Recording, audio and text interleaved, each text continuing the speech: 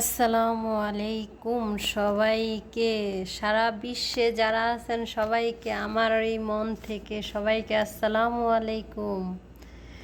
আশা করি সবাই ভালো আছেন। আরে ভাই ও বোনের, আপনাদের কিসের অহংকার? অহংকার কেন করেন? ঘুম আসতে গেলে ঘুম ভাঙলে সকাল, আর ঘুম না ভাঙলে হবে আমাদের পরকাল। এই কথাটা আমরা কি সবাই জানি তো না?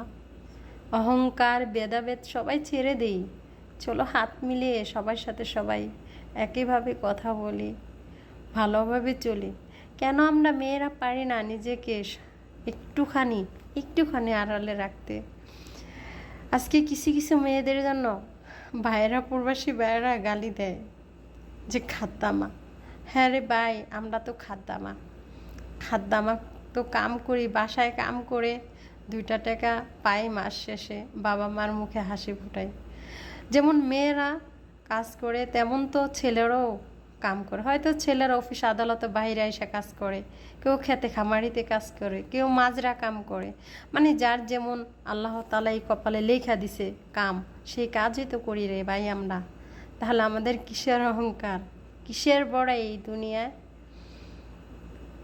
বলো? সকালবেলা রাতে যদি শুতে চাই, তাহলে যদি ঘুম ভাঙে তাহলে তো সকাল, আর যদি ঘুম না ভাঙে তাহলে তো চিরবিদায়। সবাই